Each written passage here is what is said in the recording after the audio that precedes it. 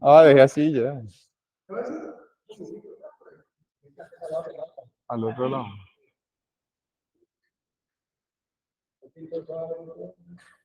Ahí. Listo. Muy bien.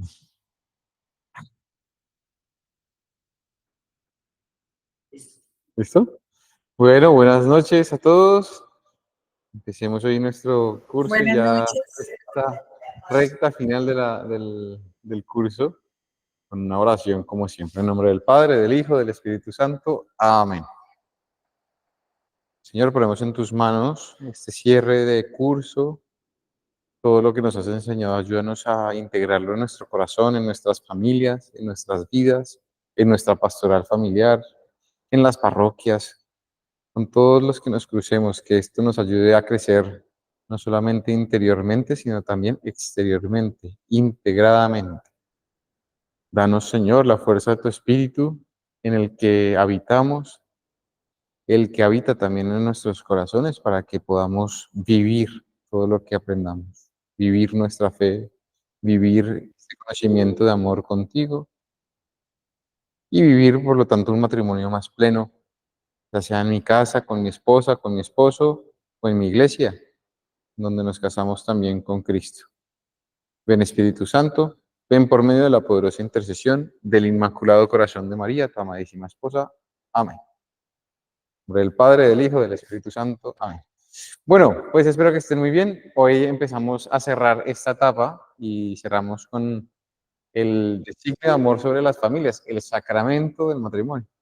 Ya hemos hablado muchas veces, podríamos decirlo, de esto, y nos hablamos del método del Juan Pablo II, que es este método en espiral. Hoy volveremos a ver algunas cosas y las terminaremos de cerrar. Hoy cerramos de alguna manera mucho de lo que hemos visto con todo lo que vamos a concretar y a profundizar dentro de los temas ya vistos hasta hoy.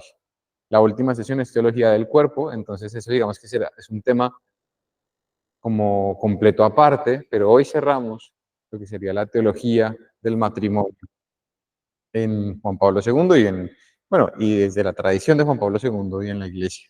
Entonces, pues les propongo que empecemos porque hay mucho que, o sea, listo, como introducción, les me parecía importante recordar dos textos que nos van a ayudar, ¿no? A meternos otra vez o como volver otra vez a esto que vemos del matrimonio que no veíamos desde hace 15 días. El primer texto es de 1 Corintios 10, de los versículos 16 al 17. Lo voy a leer.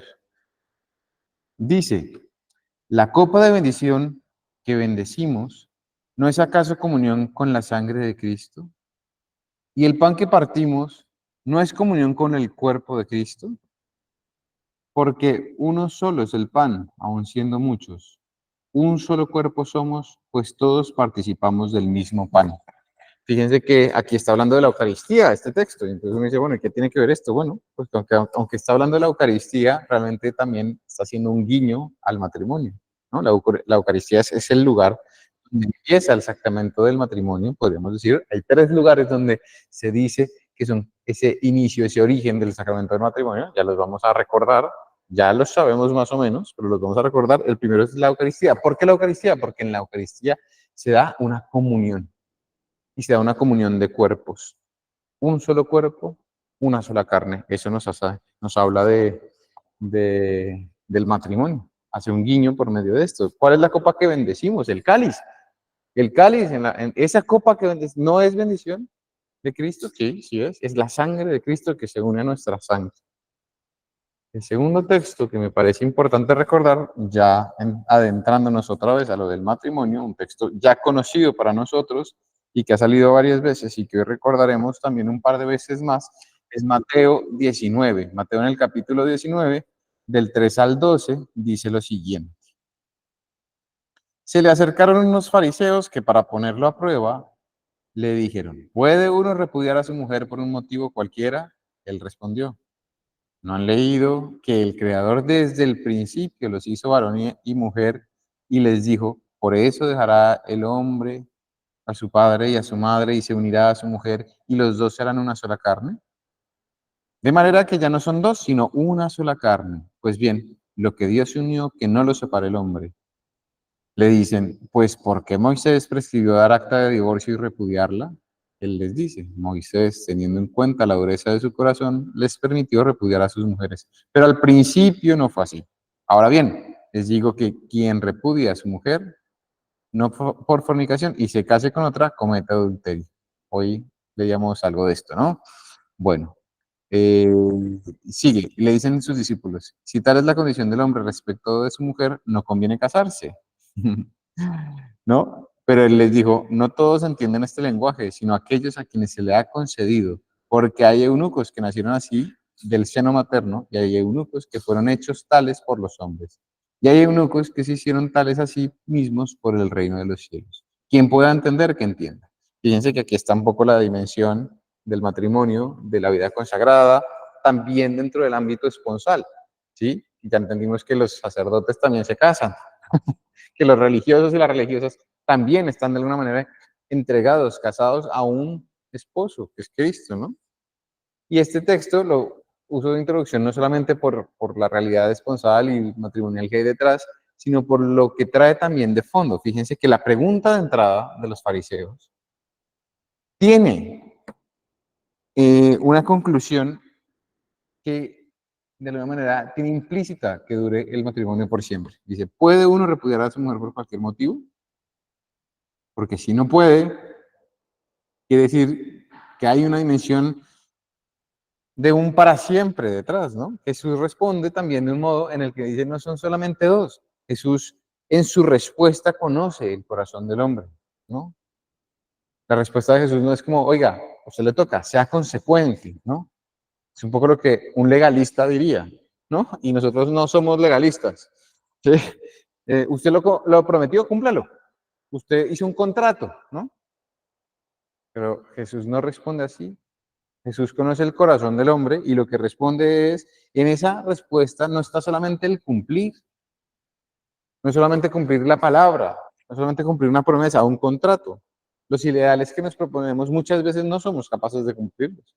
Por eso Jesús, que conoce el corazón del hombre y conoce que tenemos fragilidades y debilidades, entiende que no es solamente una cosa de dos.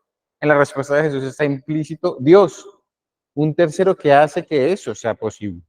Que eso sí sea posible. Lo que para nosotros no es, para él sí es posible. No han leído lo que en el principio, cómo era en el principio. Dios los hizo varón y mujer y le dijo que fuera su padre y su madre para que los dos hicieran una sola carne. Con Dios, con Dios. La respuesta está en Dios. Por eso, el ideal, el propósito, el contrato humano se vuelve no en eso, sino en un misterio, porque ahí habita Dios. Y realmente es un misterio divino, ¿no? Y ver una familia y ver un matrimonio que lleva años, que han luchado, que han tenido problemas, que han salido de ellos, que siguen, que tratan, pues es un misterio divino, es algo divino. Uno dice, qué pareja más divina, ¿no? Expresamos así. Y cuando uno ve a unos abuelitos ahí en el parque, eso uno dice, qué belleza. Porque no ha sido fácil, seguramente, todos lo entendemos, ya adultos, ya uno entiende esto, pero han sabido vivir en ese misterio, han sabido vivir en el misterio, porque a punta de acuerdos uno no llega, ¿sí? A punta de acuerdos. Entonces, fíjense que es muy bonito, ¿no? Como Jesús, que conoce nuestro corazón, responde con Dios de por medio. Además, esta respuesta que nos va a introducir a este tema del sacramento matrimonio como sacramento, también tiene algo incluido dentro de una visión de alianza de Dios. Y si está incluida la alianza de Dios con el hombre, está incluida la alianza de Dios con Israel, la historia de Dios con Israel. Entonces, en el matrimonio parece haber en juego algo que no es solamente la unión de hombre y mujer, sino parece estar en juego la alianza, la historia de Dios con el hombre. Entonces, uno dice, wow, esto es más importante. El matrimonio tiene una cosa que es muy importante, porque está en juego y tengo que vocalizar más, ¿no? De alguna manera refleja el, el, la alianza de Dios con su pueblo, la promesa, y lo que está en juego es eso, el amor esponsal de Dios con Israel. Entonces, bueno, pues es importante. Dios quiere unir al hombre a través de unirse al hombre a través de la libertad del hombre. no simplemente como de una especie como de cumplir y la fuerza y la voluntad de querer, sino suscitando en el corazón, levantando en el corazón un sueño, una ilusión de unión, de responderle a su amor. Por eso nosotros hemos hablado todo este tiempo de la lógica del don, de responder al amor, no de cumplir o de lograr, sino de respuesta, de relación, ¿sí? Entonces, pues, es bonito, ¿no? Dios solamente no puede hacer algo nuevo, porque Él renueva todas las cosas, decimos, sino que Él también puede recuperar lo antiguo. Él también puede sanar eso que ya ha pasado y que no sabemos cómo hacer en una relación. Y cumple su alianza así, porque ustedes saben que la alianza de Dios culmina, digamos que el culmen de la alianza es en Cristo, que hace nuevas todas las cosas, pero la alianza nunca ha dejado de ser. Y la alianza nueva no es como una especie de anulación de la alianza antigua. Y por eso cuando nosotros hablamos del nuevo mandamiento del amor, no decimos los anteriores mandamientos ya no importan, sino que al contrario, es la plenitud de ese amor, que recupera lo antiguo. Entonces en nuestro matrimonio pasa lo mismo. Por eso podemos decir, lo está pensando desde un principio, desde el principio de mi matrimonio está esta restauración. Y lo que ahora es nuevo y Dios ha restaurado, también puede restaurar lo antiguo y rescatar lo que ha pasado. Díganme si eso no es maravilloso y es una buena forma de empezar hoy nuestro encuentro. Bueno, pues entonces, lo que primero que vamos a volver, como siempre vamos a volver aquí, es el sacramento del matrimonio en la creación. En la creación, porque para Juan Pablo II es muy importante hacernos ver y entender que el sacramento del matrimonio no es cualquier sacramento, es un sacramento que de alguna manera tiene una prioridad mayor. ¿Por qué? Porque está desde el principio. Y desde el principio implica una serie de condiciones que iremos desarrollando, iremos viendo, profundizando más bien, porque muchas ya las hemos visto, de qué se trata. Desde el principio está en los capítulos 1, 2 y 3 del Génesis.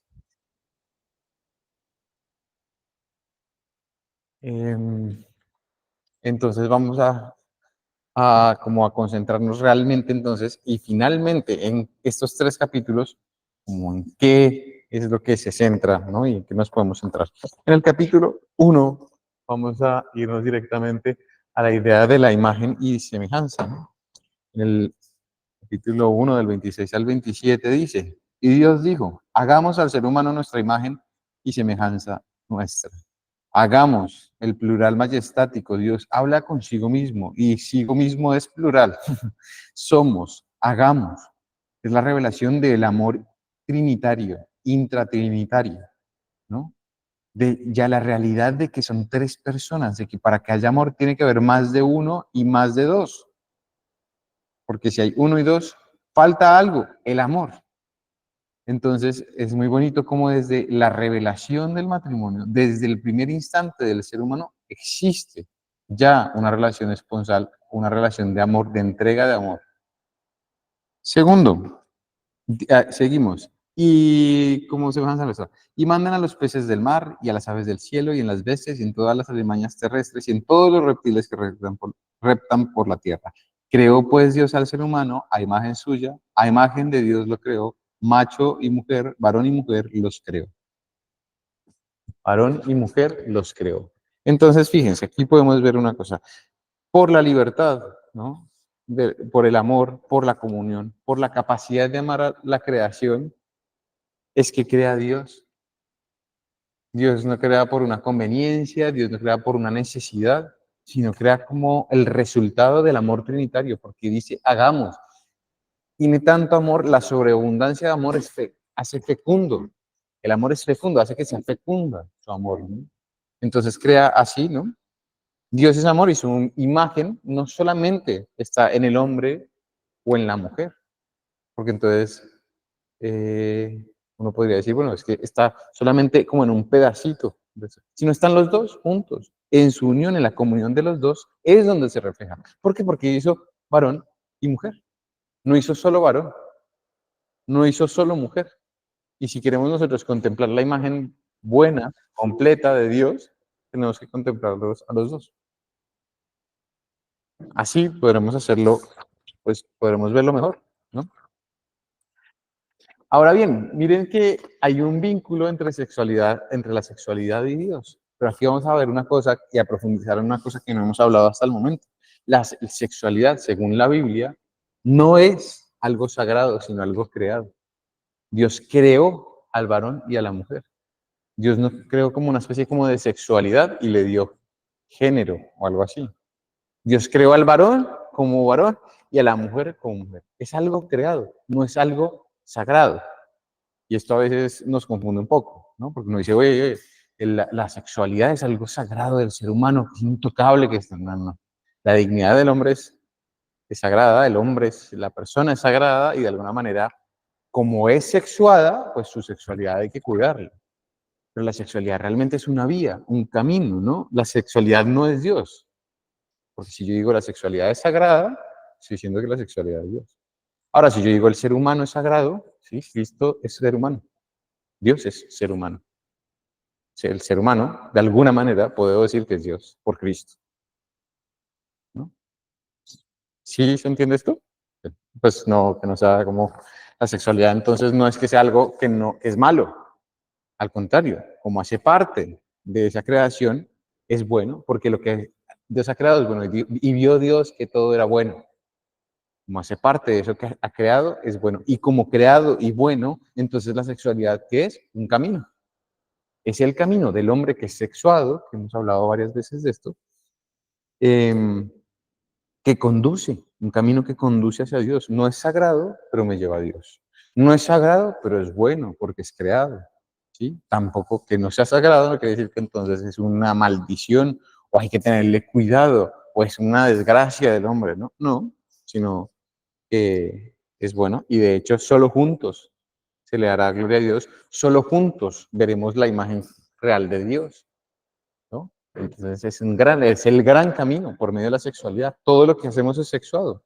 Uno se sienta sexuadamente, por decirlo así, porque es que todo mi cuerpo es expresión de mi sexualidad. Bueno, entonces, la plenitud, un poco como para darle redondear esto, ¿no? La plenitud de la imagen y de la semejanza de Dios no está simplemente en uno o en el otro, están los dos. Y como están los dos, también en su matrimonio con los dones que trae ese matrimonio, también está porque puede hacer lo que hace Dios, trabajar, crear, y nosotros entendemos entonces que no es simplemente una procreación animal o algo así como de generar hijos, ¿no? No es solamente la producción de vida, como si fuera algo animal, sino el cuidado de la procreación humana. La imagen y semejanza le permite ser como Dios. Y lo hace, crea. Pero no solamente crea hijos, sino que o sea, no solamente crea como individuos, sino que es capaz de darles forma, ¿no? Para que crezcan buenos y sean como Dios, ¿no? Eso es muy bonito, ¿no? Entonces, bueno, es muy bonito. Y la relación, como hablábamos antes, eso permite que haya una relación con la alianza, porque en su imagen son alianza. Se prometen fidelidad, como Dios prometió fidelidad al pueblo. Son capaces de transmitir la vida, como Dios ha creado la vida del ser humano. Y hay un camino por la sexualidad a Dios, un camino en el que caminan juntos, no solos, que es la promesa de Dios, no te abandonaré nunca, ni en el Antiguo Testamento, y Cristo después dirá, estaré con ustedes hasta el fin de los tiempos. La promesa de no abandonarlos jamás, ¿no? Dentro de esto, simplemente les puse aquí como un apartado de un libro que el que quiera y el que esté interesado, a partir de lo que dice Proverbios en el capítulo 30, los versículos 18 y 19, que dice lo siguiente. Hay tres cosas que me desbordan y cuatro que no comprendo. El camino del águila por el cielo, el camino de la serpiente sobre la roca, el camino del barco en la alta mar y el camino del hombre hacia la doncella, hacia la mujer. Hay un libro que se llama entonces así, de Carlos Granado, es un teólogo, un sacerdote, se llama El camino del hombre hacia la mujer o por la mujer, ¿no? Te lo recomiendo, esto simplemente es un paréntesis para el que quiera pues algún día profundizar más y tener una lectura chévere también de lo que significa esta unión, esta alianza, esta representación, este, símbolo, por decirlo así, de lo que es la alianza entre los esposos y Dios. Entonces, pues bueno, ahí les dejo un regalo. Seguimos con Génesis 2. En Génesis 2, no lo voy a leer todo, pero Génesis 2 lo que nos hace, lo que nos permite ver es una mirada desde dentro de la creación, no exterior, como lo habíamos visto. Dios hizo, Dios creó el cielo, la tierra, las estrellas, mandó al hombre que se encontró en el, sino desde el hombre, desde el interior del hombre. Adán se siente solo. Yo siento esta soledad originaria. Soy capaz de nombrar los animales y todo, y digo, me falta algo. Y Dios dice, es bueno que no esté solo. Se da cuenta, así se narra, ¿no? Se entiende la soledad originaria de la que hablábamos alguna vez, ¿no? Así que esta mirada desde dentro responde, ayuda a responder al misterio de la creación. Lo podríamos ver como en 4 puntos que yo puse ahí. Como ustedes ven, no es necesariamente seguir los apuntes, sino pues me he ido como por explicar cada parte un poco más. La primera es el hecho que diga carne de mi carne. Adán, en primer lugar, nombra a los animales, es decir, se identifica eh, primero dentro de los animales. Identifica su parte animal, porque nosotros tenemos una parte animal, que son los impulsos, que son los afectos, que son las cosas que nos generan, sí, un impulso, ¿no? Y los nombra, así como nosotros podemos nombrar los instintos y las cosas. Pero después de nombrarlos, se da cuenta que no es suficiente. Que aunque tengo esto en mí, sí, sí, yo también tengo impulsos, yo también tengo pasiones, yo también tengo afectos, sensaciones, sentimientos. Sin embargo, hay algo que me falta. No estoy completo. Soy más que un animal. Soy más que un animal, ¿no? Fíjense que hay gente hoy en día que esto le conflictúa, ¿no? Y desde el primer instante, una de las grandes cosas es entenderse diferente a eso. No porque sea malo, de hecho hace parte de nosotros, pero no es lo único. Hay algo más, ¿sí? Entonces, claro, el mundo de los sentimientos, de los impulsos, de los afectos, no puede ordenarse solamente al control de uno mismo, ¿sí? Eso es un poco lo animal, lo que solamente a mí me pasa, sino en el encuentro de amor verdadero. Los afectos se organizan en el ser humano cuando encuentra con quién compartirlos, cuando encuentra el amor verdadero, que le funciona a uno además como un polo, como una especie como de atracción. ¿Sí? El afecto me atrae, me hace bueno, me hace querer lo del otro y cambia la perspectiva. No me hace solamente responder a un impulso. Hambre, comida. Sueño, cama. Baño, tal. Ganas, sexo. No, el amor transforma eso. Por medio del amor, en el momento en que encuentra a Eva, dice, carne de mi carne, ¿no? Carne de mi carne. Hay algo que me lleva, hay una pregunta. La persona que tiene la mano levantada puede hacer la pregunta.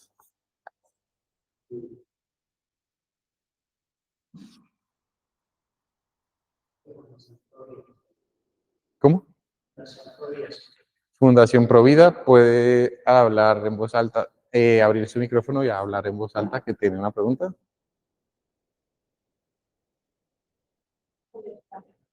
Se le fue muy bien, no importa, no pasa nada. Seguimos con carne de mi carne, fíjense. Entonces, carne de mi carne, no eres un animal más, eres algo más y yo me identifico con eso. Por medio del otro puedo entenderme como algo más. Gracias al otro entiendo que soy algo más que un solo animal, que uno más de la creación. Y fíjense que la carne, que me permite todo eso, también al mismo tiempo me muestra una cosa que es muy curiosa, que a diferencia de casi todos los animales, este animal de aquí, que parece ser diferente de eso, también la carne le muestra una debilidad. La carne, y por eso es que hubo tantas tendencias que van contra la carne, porque la carne representa también esa necesidad del otro, ¿no? La carne quiere subrayar esa dependencia para poder subsistir, tanto físicamente, un bebé, a diferencia de un potro o de un ternero, si nace, no se puede bandear solo. Una dependencia física, pero no solo física, sino una dependencia relacional. No sé si esto lo hablamos en la parte de filosofía. Hay un estudio de un médico terrible que ahorita se me está ocurriendo, pero yo creo que eso estaba en la parte de la filosofía, cuando hablamos de las relaciones, de la interpersonalidad, que coge a una serie, a un grupo de niños y los encierra en un laboratorio. Y entonces lo único que hace es no criarlos como una especie como individuos que no necesiten relación. Están encerrados, solamente entra una persona a darles de comer, no interactúa con ellos, no desarrollan entonces el lenguaje, no desarrollan entonces ningún tipo de afecto, de interacción, de nada, y los niños se enloquecen muy chiquitos y se mueren, porque es que no pueden sobrevivir simplemente comiendo, yendo al baño, y necesitan, nosotros necesitamos a la persona. Y eso es súper cruel, porque fue verdad, no es como una forma de explicar, es real, ¿no? Entonces, necesitamos, y fíjense que esto nos tiene que, a nosotros, tocar. Necesitamos, es lo humano. Bueno, es que esto ya pasó, pero siempre es bueno recordarlo. Entonces, claro, somos de alguna manera dependientes. La carne nos hace dependientes. Por eso algunos miran la carne como una debilidad. Claro, si yo no tuviera esta dependencia, sería más autónomo, independiente, podría hacer las cosas. Pero no, nosotros, aunque muestre cierta fragilidad, lo vemos como una riqueza, porque la riqueza está en el otro. Acuérdense, Sartre, el infierno son los otros. No, mal, al contrario. Joseph, ¿cómo es que es este? Joseph Piper fue, sí, ya no sé si fue Piper o cuál fue. No, amar es decir, qué bueno que existas, qué bueno es que tú existas en mi vida. Ya no sé si fue Piper o Karl Popper. Bueno, ya, ya estoy cruzando cables, pero bueno, alguno de estos. Entonces, claro, la primera dependencia del hombre es Dios mismo, porque Dios es el que le da la vida, Dios lo crea, le da la creación y la fragilidad del hombre, entonces se convierte no solamente, el cuerpo se convierte no solamente en una fragilidad, sino en una fuerza, porque en esa debilidad encontrará la fuerza de la necesidad de Dios y de los demás, y nosotros vemos eso como un regalo. Y por eso dirá San Pablo más adelante, en mi fragilidad se ve tu fuerza, se ve tu gloria. Y eso lo podemos ver en nuestras vidas. Yo puedo hablar esto en primera persona. O sea, si algo ha hecho Dios en mí que me ha hecho grande, es que a pesar de mis debilidades, Él me ama. Y yo creo que eso lo podemos decir todos. Vemos que yo lo siento muy a fondo porque digo, es imposible que esto yo lo logré, ser sacerdote lo logré por mí. Es imposible. Pero Él en esa debilidad se ha regocijado y ha sacado la grandeza del amor. Y esto pues definitivamente es el mensaje de Cristo y eso es lo que hay que enseñar a los hijos, no a ser perfectos, a ser cumplidores, a que todo tiene que salir bien, que es un poco lo que uno se enfrenta todo el tiempo con los jóvenes sobre todo, ¿no? Porque es que el mundo les ha vendido, tienes que ser perfecto, cuerpo perfecto, notas perfectas, apariencia perfecta, y como no se puede, se destruyen. Relaciones perfectas, ¿no? Salario perfecto. Y entonces a la primera dificultad se destruyen. Y lo que toca hacerles entender que no es esa perfección, sino que la debilidad simplemente me va a mostrar más el amor que hay hacia ti. Nos va a unir más, porque si una cosa nos une, además de ser hijos de Dios, es que todos somos débiles. Por eso el cuerpo es maravilloso.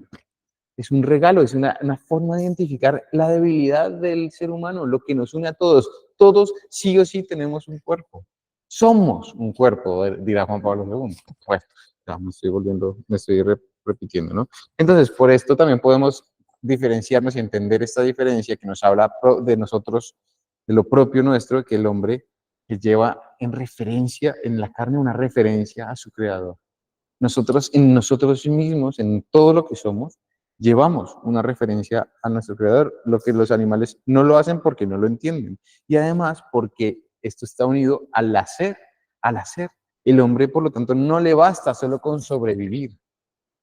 Incluso cuando ya haya crecido y ya no dependa del papá y la mamá que le dé la comida. Y eso, no le basta con sobrevivir.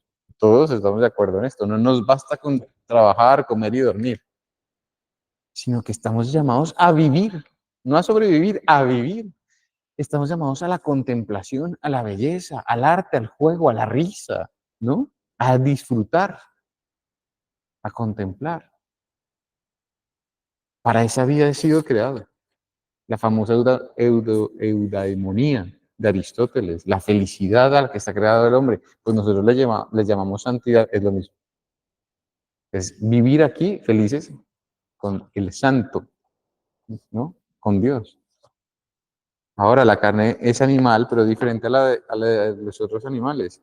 La hace única, una sola carne, una sola carne. Y lo propio del hombre y la mujer es que es toda, la entrega toda, dentro del matrimonio se entrega toda la carne, ¿no?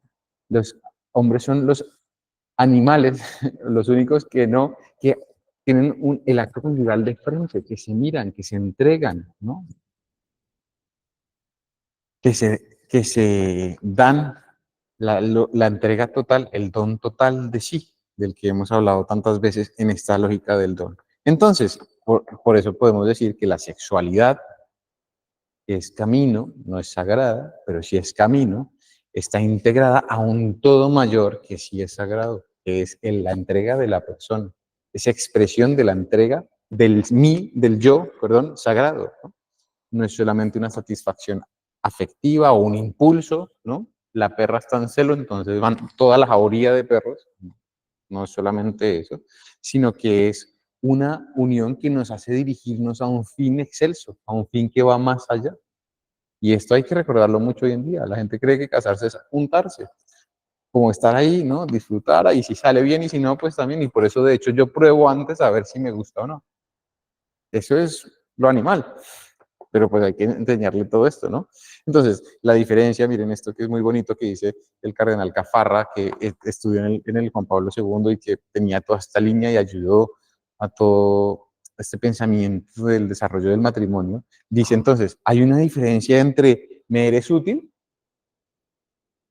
o sea, esto sería que utilitarismo, me sirves, eres como un objeto, y un objeto, una cosa, es ni siquiera un ser vivo, es algo que necesito, ¿no? Esta mesa me es útil para apoyar, esta silla me es útil para sentarme, ¿sí? Estas hojas son útiles para no perderme en mis apuntes, pero son cosas. Entonces hay una diferencia entre me eres útil, hay una diferencia también entre me gustas, que ya hay un afecto, pero al mismo tiempo es autorreferenciado, ¿no? Para mí, en mis afectos, en mis impulsos, un poco lo animal. A, eres bella, eres hermosa. Claro, esto un animal no puede pensar. Sí, o sea, no puede distinguir como el me gusta, o sea, necesita el impulso a la belleza. Porque la belleza justamente es la integración de ese, claro, eres útil, yo soy útil, me gustas, me atraes y yo te puedo atraer, pero además de todo, está también toda la trascendencia de lo que es la persona, de que entiendo que hay algo más allá que me lleva a un fin excelso, a un fin mayor, que me ayudará y yo le ayudaré, que juntos llegaremos a Dios. Entonces me parece que es bonito, ¿no? Finalmente, Juan Pablo II sobre este tema dice, el hombre y la mujer son dos encarnaciones, dos seres encarnados que con una misma soledad originaria van hacia Dios, ¿no? Por cada una de sus soledades originarias, ese principio, esa necesidad del encontrarse con el otro, les permite llevar a Dios. Entonces volvemos a lo mismo. Carne de mi carne, esa conciencia de lo que soy, más que una habilidad me ayuda, un camino, una guía, un regalo para encontrar a Dios. Finalmente también vemos una sola carne en el texto, ¿no? Y el hombre se unirá a su esposo, y dejará a su padre, a su madre, y se volverán una sola carne. Es una sola carne, ¿no? Entonces, esta es una referencia que se hace, pues, como en el Antiguo Testamento del matrimonio, también al derecho matrimonial. Esto lo veremos también, lo explicaremos un poco más adelante, pero gracias a esto es justamente a partir de esto que dice la prohibición del divorcio, una sola carne. Y dice, pero Moisés había permitido, sí, permitió, pero en el principio no era así. Es esto lo que está diciendo, una sola carne. El Creador no lo pensó así. Ustedes que eran de corazón duro, por eso se les permitió, ¿no? Una sola carne en la unión conyugal, en la fidelidad indisoluble, una unión fiel que dure para toda la vida, lo hablamos mucho desde entonces, ¿no? La prohibición también del incesto. Fíjense que dice, dejará al hombre a su padre y a su madre. Desde ya se hacen como una serie como de leyes, cánones para cuidar lo que es el matrimonio, pero también la vida sana del hombre y de la mujer, ¿no? Solo un hombre y solo una mujer, la invitación a la monogamia. Esto lo veremos más adelante, pero desde aquí sale, desde el hecho de una sola carne, no muchas solas carnes, no, una, ¿sí? Una, ¿no? La carne le permite al hombre el tipo de la unidad propio del ser humano, ¿no? Que genera lazos muy fuertes que no son lo mismo que compartir otra cosa. La persona que ha tenido una relación sexual con una persona sabe lo que significa y lo que deja ahí de por medio. Y si ha tenido con muchas personas, sabe que tiene el corazón repartido y que sanar eso será muy difícil, ¿no? Porque no es simplemente haber compartido algo o con alguien o comer algo o un rato chévere, sino que ha dejado una parte suya,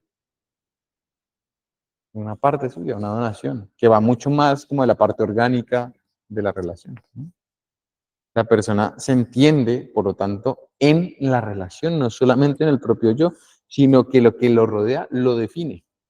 Con lo que se entrega lo define. Los actos lo definen. Parte de mí está ahí realmente.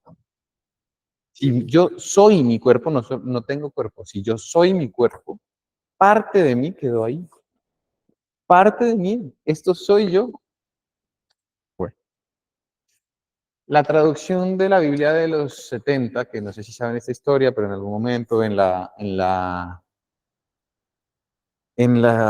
cuando son llevados a Babilonia, ¿cómo se llama esto?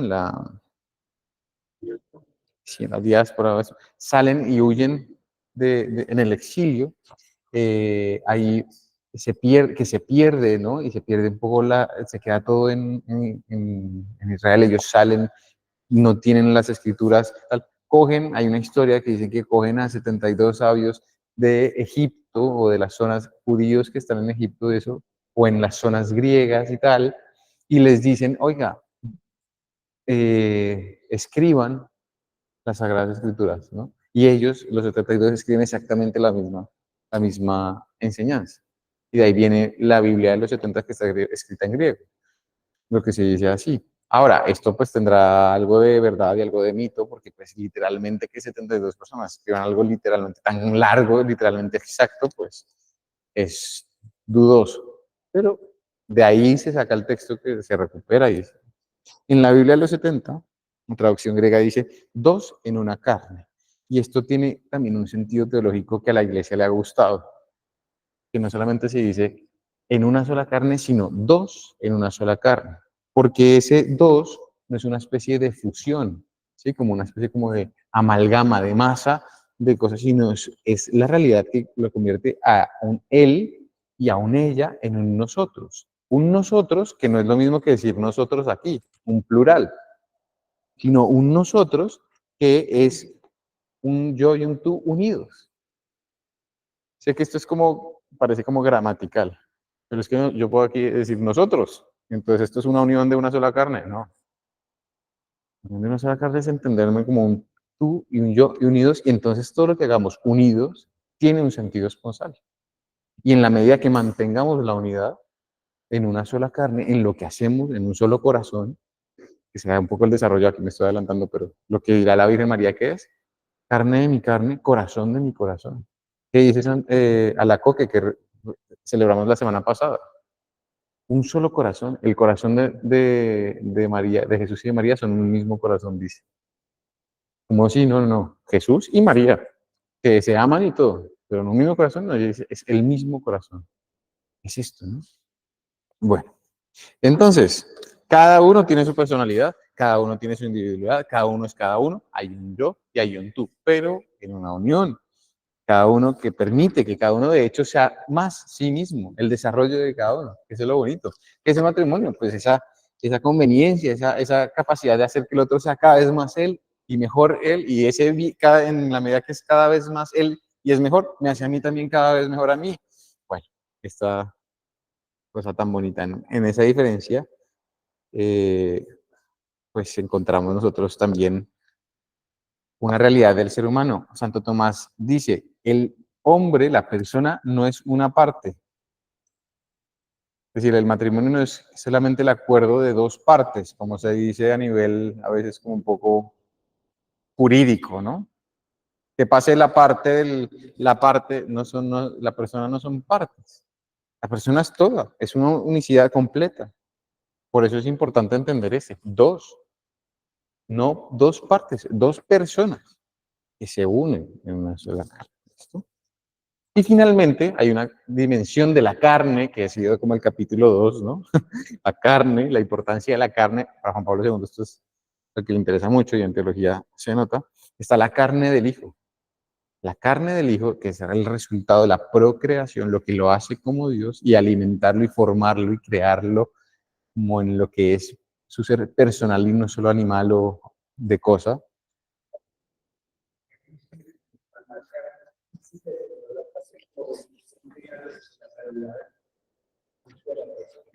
Claro, lo que se está salvando ahí en el fondo es a la persona misma, porque es que la carne es la persona. En la carne está el espíritu. El espíritu no está adentro. ¿Adentro de qué? El espíritu está en la carne. ¿Dónde se encuentra el espíritu humano? En la carne. ¿Sí? Ahí está. Cuando usted habla de la carne, está hablando sí o sí de la persona en su totalidad. En su totalidad. No se puede separar. No se puede separar. Por eso la carne, que ha sido tan condenada y tan vilipendiada, porque entonces se ha utilizado, se ha maldecido, hoy en día de alguna manera sigue siendo eso. Es un problema. Envejecer es un problema. La carne es un problema. No dar físicamente con los estereotipos es un problema. ¿Sí? O sea, la carne se convierte en un enemigo del hombre. Y es decir, eso en el fondo es decir que usted es enemigo de usted mismo. Es la incapacidad de poder contemplarse y, pues, por supuesto, contemplar a los demás. La carne por eso es tan importante. Y vendrá la carne del Hijo, porque la carne del Hijo es el resultado de la donación de amor, que genera la fecundidad, es eso, es que el amor que es real es fecundo. Lo mostró el amor trinitario. Hagamos, nos amamos en este círculo de amor. Y la creación al final es eso. ¿Dios tenía que crear algo? No, pero es que tiene tanto que se desborda. Pues lo mismo pasa con nosotros. Finalmente, el capítulo 3, que es en la caída, también en esta misma idea podemos definirlo como en lugar de esa bondad de la carne, se encuentra, gracias al pecado original, esta barrera de la que de alguna manera empezamos ya a hablar, que es el problema de la carne. Carne contra carne. Carne contra carne. ¿No? El pecado lo que ha creado es una distorsión. Miren cómo dice José Granados, que es un poco, también el hermano de Carlos Granados, también es sacerdote y además ellos son muy estudiosos de eso, dice, el pecado ha distorsionado la armonía de la creación. La música original nunca se ha perdido, el amor de Dios está ahí, pero siempre va a tener un ruido de fondo que nos va a acompañar, el pecado.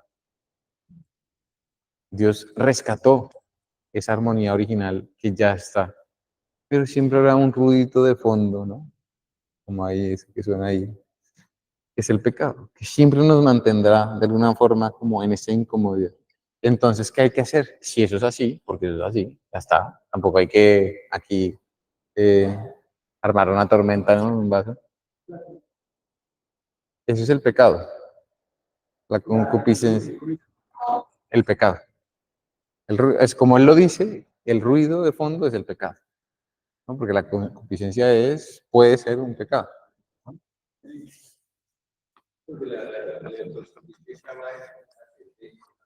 Pues, exacto, no necesariamente, exacto, exactamente. Entonces, aprender, lo que termina diciendo es que lo que hay que aprender a hacer es a distinguir las voces de los ecos, a aprender a distinguir la voz de Dios o no de Dios del rol. Muy bien. Entonces, ¿qué quiere decir esto? Que es también una parte bonita. Y lo aprendemos en Génesis 3, porque uno dice Génesis 3, la caída del pecado, la serpiente, la expulsada del paraíso, todo lo malo nos vino ahí. No, no, no. Ahí nos vino toda la promesa de la alianza de Dios. Ahí vino todo lo bonito que Dios ha hecho con nosotros. No hay pecado, por grande que sea, que pueda eliminar la verdad de la imagen y semejanza con Dios. Lo primero que aprendemos es que no hay pecado, por grande que sea, que no pueda ser perdonado, que pueda, es decir, que no pueda eliminar lo divino que hay en mí de Dios. Sí. ¿Por qué es eso? ¿Qué significa eso? Cuando se atenta... Sí. Hay, hay un pecado, después Jesús dirá, hay un pecado que no puede ser perdonado, que es el contra el Espíritu Santo. ¿Cuál es el pecado contra el Espíritu Santo? No reconocer a Dios. En la libertad, negar a Dios. Negar la capacidad de ser amado. ¿Por qué? Porque es decir, con toda su fuerza, con todo su cuerpo, con toda su libertad, con todo su ser, que no quiere a Dios. Y eso Dios no lo puede destruir. Pero no porque no sea omnipotente y no pueda, sino porque respeta su libertad. Porque sin mi libertad no puede haber amor. No puede haber amor. Yo no lo puedo obligar a que me ame. Exactamente, no es una cosa que no pueda porque la omnipotencia de Dios no pueda, sino porque Él le permite su libertad. Y si usted no quiere amarlo, por más que Él se derrita y se muera de amor por usted literalmente en una cruz, no lo puede obligar a amar. Si lo obliga, pierde el amor. El amor no puede ser obligado. El amor tiene que responder a la libertad. Tiene que ser una respuesta. Una respuesta. Nosotros todo el tiempo decimos, Señor, que te pueda responder como tú me amas. Respuesta de amor. No es obligación. ¿Me amas o me amas? No, eso no es amor. Eso es coacción. Eso es todo menos amor. ¿Sí? Entonces, es por eso. Pero bueno, volviendo. En esta grieta, en este ruido que hay en nuestra vida, por supuesto la sexualidad también está herida, porque hace parte de este cuerpo, hace parte de lo que soy. La sexualidad también resulta afectada, ¿no? El pecado original que hace en Adán y Eva los separa de Dios. Ellos que estaban desnudos muy contentos y no les pasaba nada, ahora se esconden. Ellos que estaban por ahí caminando y disfrutando del paraíso y nombrando animales, cuando ven a Dios aparecer, se van y se tapan. Les da vergüenza, les da vergüenza. ¿Por qué? Porque lo que hace el pecado es una invitación a traicionar la confianza. Y eso toca tenerlo muy en cuenta, matrimonios. Porque lo que hace el pecado en nosotros es una invitación constante a perder la confianza. Y díganme si uno no tiene, cuando está un poco revuelto, este sentimiento. ¿Será que sí me está dando? ¿Será que sí? ¿Está feliz? ¿Está contento? ¿Será que es que tiene alguien más? ¿Será que ya no le gusta? ¿No estamos pasando por un buen momento? La desconfianza, desconfianza. Ni siquiera son certezas. Son pensamientos que nos meten ahí, ¿no? La desconfianza, la invitación a traicionar la confianza del Creador. Porque la ruptura que empieza con el Creador, después termina entre ellos. Ellos se tapan de ellos mismos. Pero si ya se han visto, si no hay nada que esconder, si ya han compartido su cuerpo, lo que son, la desconfianza es decir eso. Y eso no es lo que pasó en un matrimonio. Ya han hecho de todo, se han visto de todo, se conocen profundamente, pero de pronto, cuando entra la desconfianza, cuando entra el pecado, uno dice, no, pero es que, ¿será que le digo? Como que sí, ¿será que le digo? Es su esposo, es su esposa, ¿cómo así? Si no le dice a él, ¿a quién le va a decir? No, es que mi mamá y mi papá, volver al Egipto seductor, dice la canción. Si al mirar hacia atrás somos tentados de volver al Egipto seductor, no vamos a volver. Estoy acá, dejará a su padre y a su madre y se volverán una sola carne con ellos, no en el incesto espiritual de volver a mi casa. No. Ese complejo a veces es un poco de Edipo, perdón que lo diga, pero sobre todo las mujeres, porque es así, devolver a su mamá, a su esposa, no, a su papá, no, a su esposo. En la normalidad, si hay maltrato, unas cosas así, eso es bueno pedir ayuda. Pero estamos hablando dentro de las cosas normales, ¿no? La grieta que separa de Dios también lo separa uno del otro, ¿no? Dice Juan Pablo II, cuando me separo de la fuente, cuando me separo de Dios, de la fuente, cuando me separo de la fuente, los ríos se secan. ¿Qué quiere decir esto? Que parte también de la desconfianza que puede haber entre nosotros como matrimonio es porque nos hemos separado de la fuente.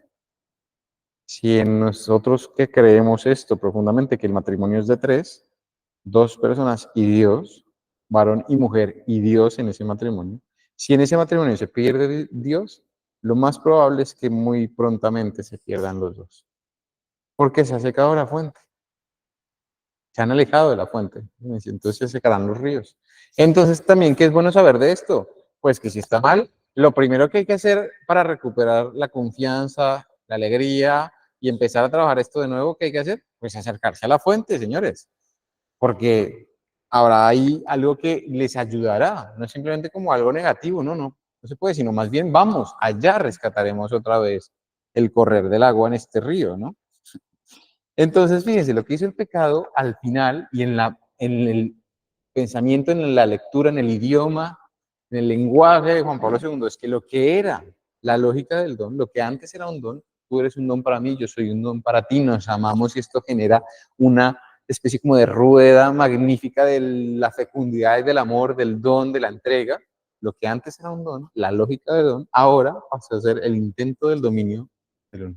La lógica del don pasó a ser ahora la lógica del dominio.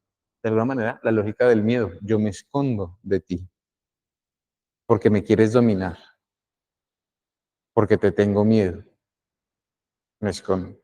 Esto es importante saberlo porque como consecuencia del pecado nosotros también, de alguna manera, podemos no solamente ser así, sino educar así. Si una familia educa en el miedo de las cosas que se tienen que hacer o hay consecuencias, educa en la lógica del dominio. Yo soy tu papá, me cumples porque sí, yo no explico las cosas que hago, yo no entiendo el proceso de mi hijo, que antes no podía hacerlo, pero tengo que entender y expresarle y hacerle entender cuando ya lo pueda hacer él y porque hay cambios de las reglas y son buenos y es bueno que haya cambios de las reglas porque tú también has cambiado todo esto, que la lógica del don. Si yo solo funciono a punta de reglas, de normas, de lineamientos, de intransigencias, educo así a la gente. Educo en el miedo, educo en el dominio. Yo mando.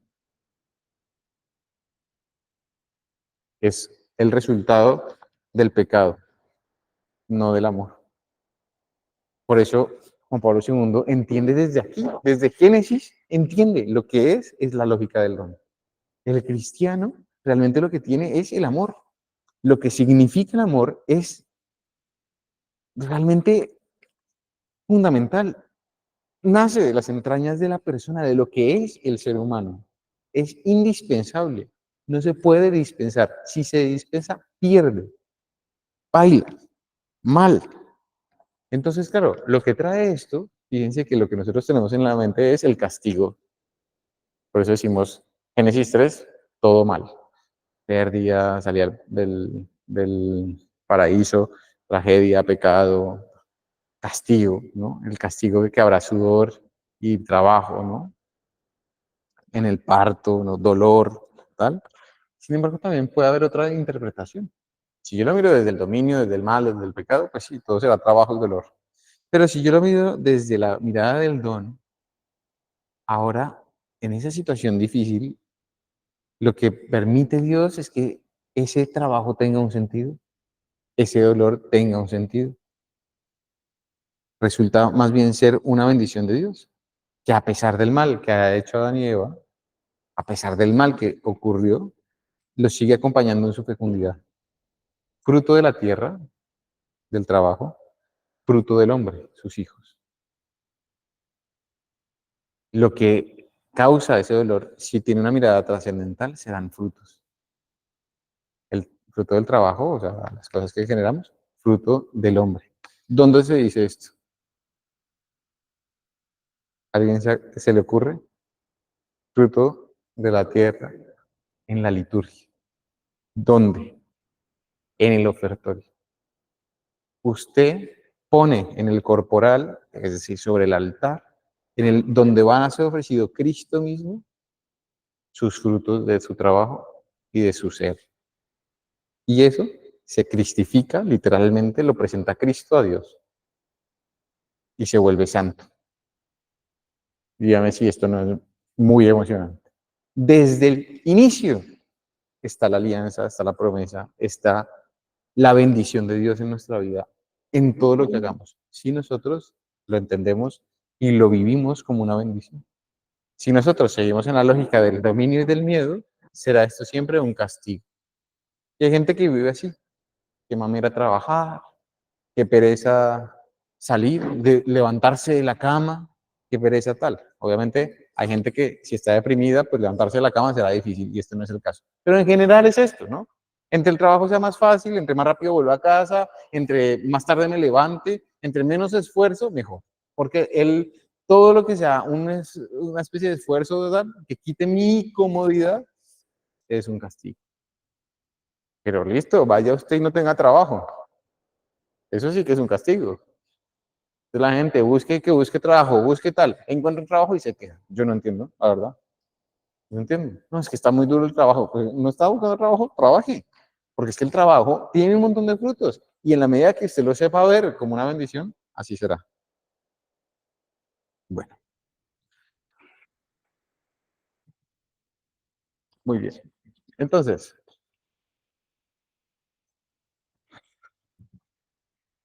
el sacramento del matrimonio, que se da desde la creación, tiene una manera de escribirse en la historia, ¿no? Del hombre. Y esto es bonito, ¿no? Fíjense que el matrimonio es esa gramática del amor humano, el sacramento del matrimonio. Lo que se ha escrito del amor está alrededor del matrimonio.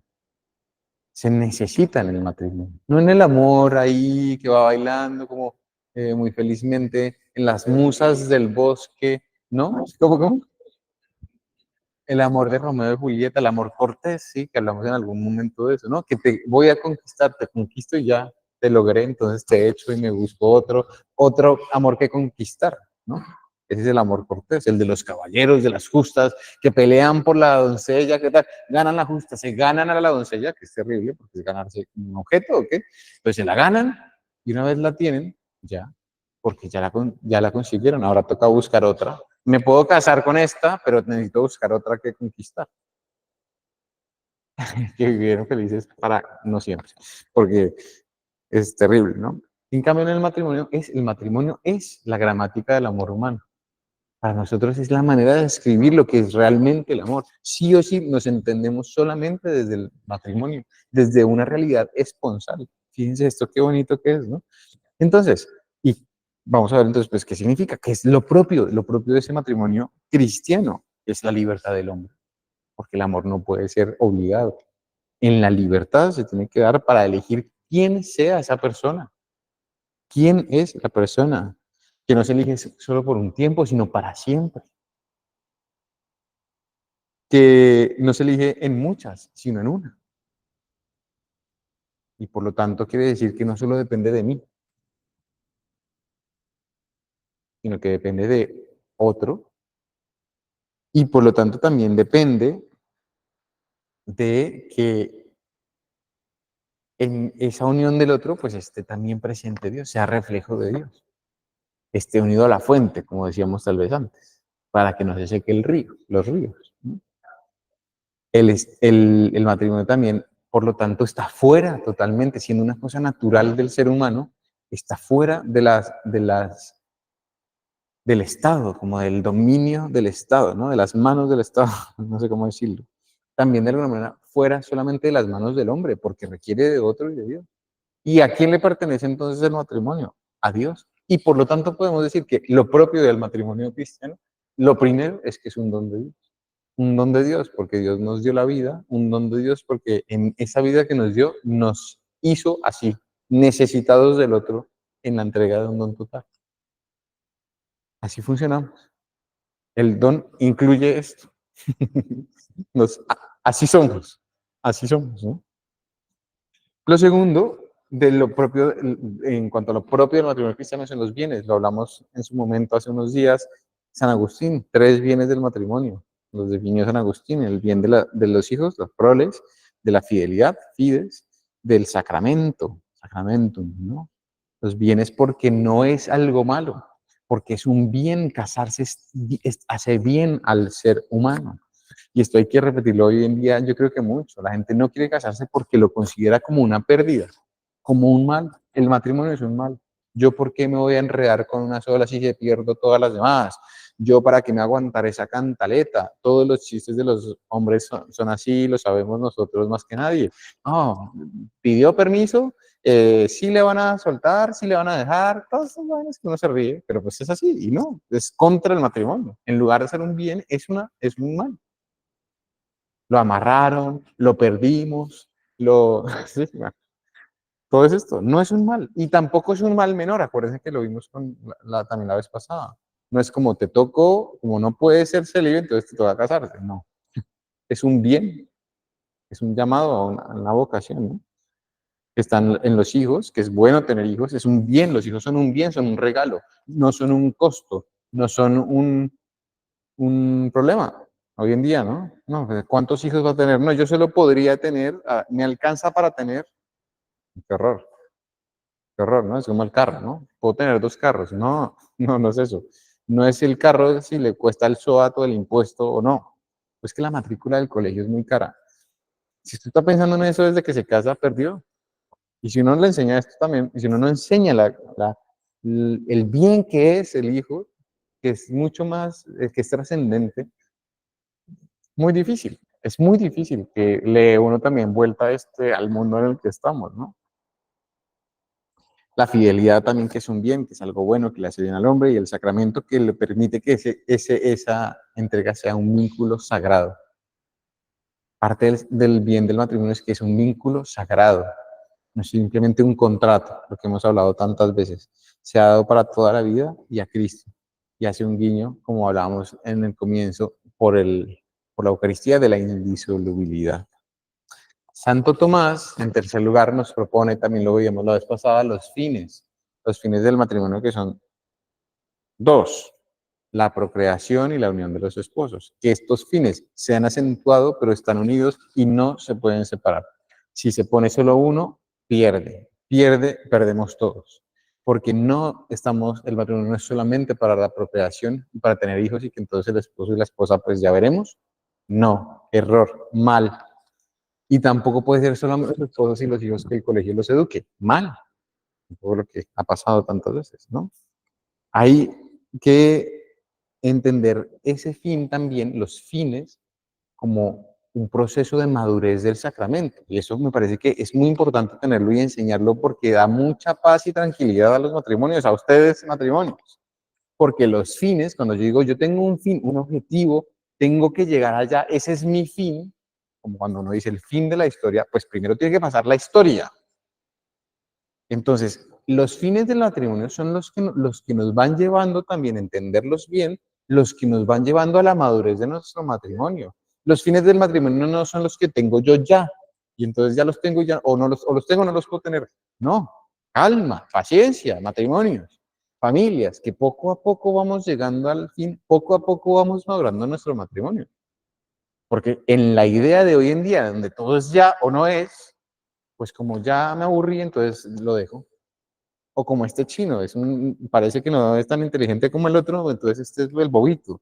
No, perdón, pero así uno se encuentra cantidades de familias, lo siento mucho, y uno de cura peor.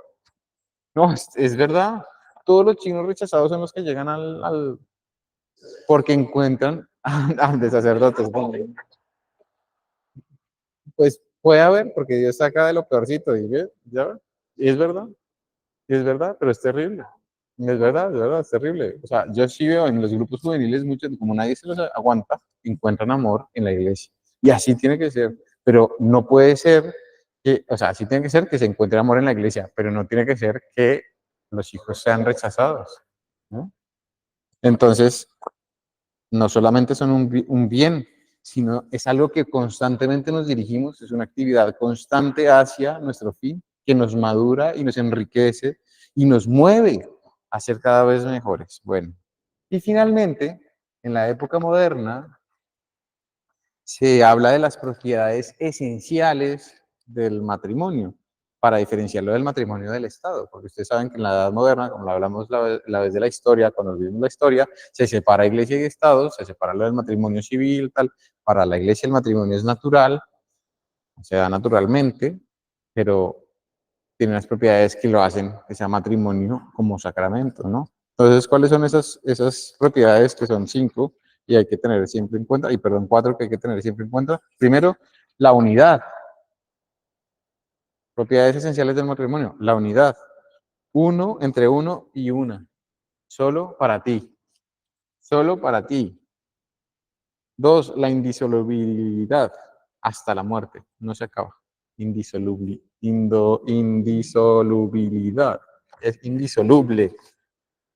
Indisolubilidad. Hasta la muerte. Y nosotros decimos hasta que la muerte nos separe. Tercero, apertura a la vida, que nosotros ya sabemos que no es fertilidad, no es fertilidad, sino que es fecundidad. Dios mío, santo y bendito, no me pasa. Espero que allá en la casa sí hayan respondido fuerte. Fecundidad, no es ser fértil solamente, sino ser fecundos. Sino entonces, ¿qué clase de matrimonio o de relación esponsal hay entre Cristo y su iglesia, entre el sacerdote y su iglesia? El sacerdote no es fértil en el sentido en ese sentido, ¿no? Pero es fecundo, claro. Y la iglesia es fecunda, la iglesia como tal no es fértil en el sentido pues que la iglesia es, ¿no? Pero es fecunda. Ay, Señor mío. Bueno, y cuarto, o la diferencia sexual entre hombre y mujer. Es una propiedad esencial, la diferencia sexual. Es entre hombre y mujer. Son esenciales, hay que tenerla todas. Si son esenciales, esto es un poco como una cosa lógica, ¿no? Entonces, si son esenciales, hay que tenerlas todas, porque son esenciales. Si falta una, o sea, no puede ser como, yo es que tengo una y no tengo las otras. No. Si son esenciales, tienen que estar todas.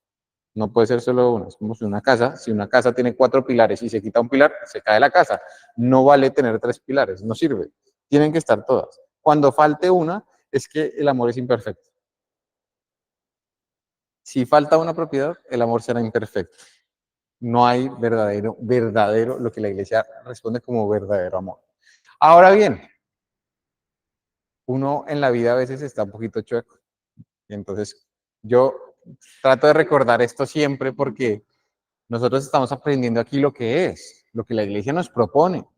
Luego la vida es tan compleja que a veces las cosas no son como uno quisiera. Y no quiere decir entonces que nos perdamos de entender los fines, el proceso, el caminar hacia allá. Saber qué es lo que es nos ayuda a nosotros también a entender que ese proceso puede ir llegando, no siempre llega inmediatamente y que nosotros también tenemos que tratar hacia la gente. Porque hay algunos movimientos, corrientes o personas o qué sé yo, que entonces es así o suerte, no tiene espacio en la iglesia.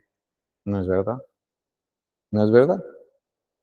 Usted tiene que ser capaz de entender la ley de la gradualidad, no la gradualidad de la ley, sino la ley de la gradualidad. Esto es en moral católica, se dice, ¿no? No es graduar la ley. Entonces, la ley para ti es una y para mí es otra. No, sino la gradualidad, la ley de la gradualidad. Hay, las personas son únicas y en su proceso van gradualmente en la medida que pueden. Lo que yo recibí no es lo mismo que otros tienen.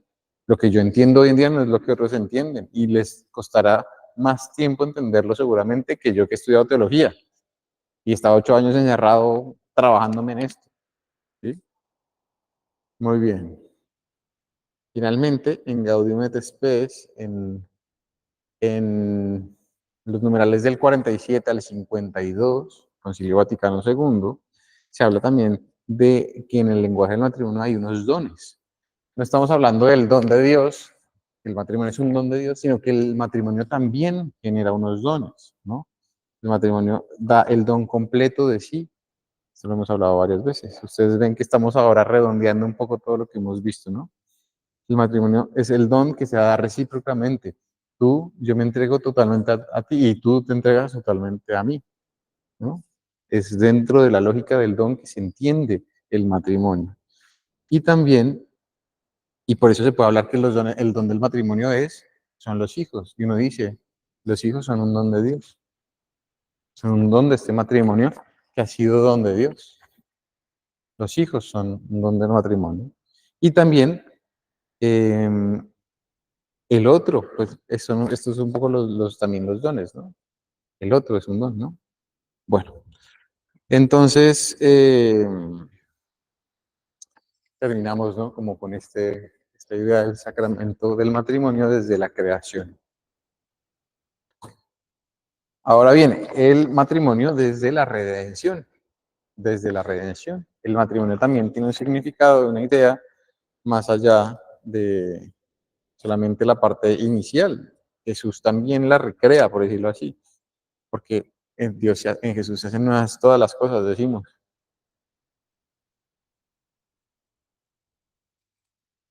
Cristo asume nuestra carne. Hemos hablado mucho hoy de la carne. ¿La carne de quién? ¿Asume la carne de quién? Jesús, Cristo. ¿De dónde viene la carne de Cristo? De Cristo. De la Virgen María. De una mujer. De una mujer viene la carne de Cristo. Hemos hablado de que todo lo que uno es su carne, está en su carne, no es como no algo que tiene, sino que es. Todo lo que es humanamente Cristo viene por una mujer, ¿no? Cuando la gente dice la iglesia es machista, o sea, yo me muero la pena, pero habrá personas machistas. Pero la iglesia, que es mujer, y lo que cree y dice la iglesia, me muero la pena, pero es gente que no sabe, ¿sí? Gente que no sabe. Y tal vez habrá personas machistas, que eso es otra cosa. Y está bien. Habrá curas machistas, vale, está bien. Pero que la iglesia sea machista, me muero la pena, pero es una injusticia. Una injusticia con lo que sí, lo que enseña. Porque si nosotros creemos en alguien que es la persona más maravillosa de este mundo, es la Virgen María, y que gracias a ella tenemos todo, todo lo que tenemos, ¿no? La carne que asume Cristo es la carne de María, en la que asume todo lo que somos los seres humanos, toda nuestra historia, todos nuestros pecados, y se hace igual en todos nosotros menos en el pecado, dice San Pablo, ¿no? Entonces, la institución del matrimonio, que es como este primer punto, en esta historia de redención empieza desde el Antiguo Testamento por medio de los profetas, ¿no? Que ven en el matrimonio una gran analogía de explicar el amor de Dios. Oseas dice, desde que eras niño, Israel, te amamanté, te cuidé, te llevaban, te atraía con lazos de amor. Eso lo leímos hace poco, no sé si alguien lo tiene. En Jeremías, con su cuerpo, mire que ya no estoy hablando solamente de lo que dice como textualmente el profeta, sino que los profetas mismos con su vida demostraban la realidad que nosotros conocimos del Antiguo Testamento de padre, que más o menos la ubicamos, pero la que aprendimos también hace poco que no habíamos pensado tanto, que era la de esposo. ¿Cómo así? Dios es esposo, sí, es esposo. Eso que hemos visto, ya lo vemos con la propia vida. Jeremías le pide, Dios le pide a él la virginidad a Jeremías, no es lo que escribe Jeremías, sean vírgenes, sino Jeremías expresa la voluntad del matrimonio en la historia de la redención, ¿no? Ya no se va a oír la voz dichosa de gozo de esposo y de la esposa, dice con su cuerpo al pueblo que el camino que ha tomado es un amor infecundo. Jeremías con su cuerpo dice al pueblo, ¿no? Y lo mismo pasa con Ezequiel. En Ezequiel se muere su mujer, se le muere la mujer y dice, el signo de que Jerusalén está muerta, pues le ha dado la espalda a Dios, le ha dado la espalda a su esposo, no solamente a su padre, a su esposo, ¿no? Isaías después llega con una con una ilusión de esperanza. Y me dice, Isaías, que es lo más trágico del mundo, pues está el siervo sufriente, ¿no? Está ahí toda la profecía de Cristo en la pasión y en la cruz, que es terrible, pero trae la esperanza, porque vendrá alguien que, ¿sí? Y Malaquías dice, expresa, Dios odia el divorcio. Si usted pierde la unidad, perdió. Si usted se separa, perdió. Malaquías dice, no abandones a la esposa de tu juventud, llama a la esposa. En el contexto de la alianza, llama a Israel como la esposa de Cristo. Ahora bien, Cristo instituye el sacramento del matrimonio, pero ¿cómo así? ¿No había dicho que el matrimonio era algo desde el principio que ya estaba? Sí, es lo que llamamos el matrimonio natural, no natural, pero Cristo instituye el, el sacramento, este principio, desde el principio, esto tiene que ver conmigo, porque si él dice, desde el principio no era así, que ya lo leímos, Mateo 19, en el principio, ¿quién estaba? Él. Cuando dice, desde, en el principio no era así, no solamente está diciendo en el origen del hombre, como en lo más humano y natural del hombre, o en el sentido propio del origen del hombre, sino que está hablando que es que Dios estaba ahí. En ese principio, Él estaba. Esto tiene que ver conmigo. El sacramento del matrimonio y es sagrado porque yo estoy ahí metido. ¿Sí? Cristo lo que hace es dar a expresar. Cuando estás hablando de el sacramento del matrimonio, no estás hablando de cualquier unión, de todos los matrimonios. Estás hablando en el que estoy yo. Ese es el matrimonio. Eso es lo original. Eso es ese principio, desde ese principio. Ahí estaba yo. Eh, San Buenaventura, que es un santo franciscano, si no estoy mal, ¿cierto? Eh, Defiende que es el único, y Juan Pablo II también dice esto, ¿no? Es el único sacramento que está desde antes del pecado. Entonces lo llama como el sacramento de la creación. Fíjense qué bonito, ¿no? El sacramento de la creación, ¿no? Cristo también, por otra parte, se presenta a sí mismo como esposo. Como esposo, Él se revela como esposo. Él no solamente se revela como hijo, Él no solamente se revela como hermano, como amigo, sino como esposo, ¿no? Y fíjense una cosa más, que voy a hacer un paréntesis que no entra aquí solamente, pero el Espíritu Santo, ¿cómo le llamamos? Esposo de la Virgen María. Si hay algo que los tres tienen, es la dimensión esponsal. El Padre no es el Hijo no es el Padre, el Espíritu no es el Padre ni el Hijo. Pero si algo tienen los tres, es que son esposos. Cristo, esposo de su esposa, la Iglesia, el Espíritu Santo, esposo de la Virgen María, que es signo de la Iglesia, el Padre, esposo del pueblo de Israel, que es signo de la Iglesia. Todos son esposos. Acabo de caer en cuenta de esto. Maravilloso. El Espíritu Santo es una chimba. En verdad es que es buenísimo. Entonces, como también dice la importancia de estar con el esposo, que dice que es una cosa que es exclusiva, ¿no? Cuando dialoga con la samaritana, tú, que tenías 7, ¿no? Se siente interpelada. También la fiesta, que es estar con el esposo. Cuando está el esposo, no se ayuna, ¿no? Por eso nosotros los católicos no ayunamos los domingos, ni siquiera en Cuaresma, por cierto, ¿vale? Para los que son muy legalistas y tal, tal. Si está el Señor en la casa, es que no lo digo yo, ¿sí? Es que Pablo es muy liberal. No, lo dice Cristo. Si el esposo está en la casa, si el domingo es el día del Señor, usted no se ayuna. Ya les faltará al esposo. Tranquilos que ya quedan 40 días, ¿no? Pero hoy es mi día y el esposo está aquí. Y bueno. Entonces, dónde se instituye el sacramento del matrimonio? ¿En qué momento? Esto, por alguna razón ha sido como una discusión en la historia, ¿no? Y se responde que es en la cruz. ¿Por qué en la cruz?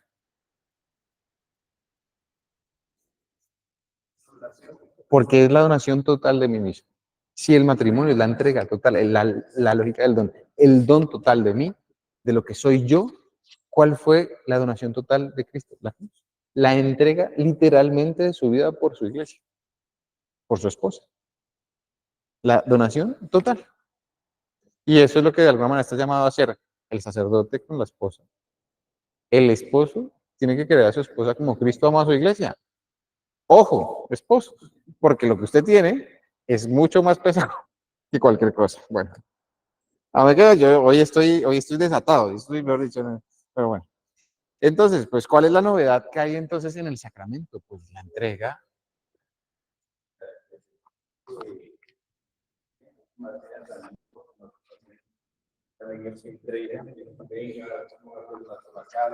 Sí, sí.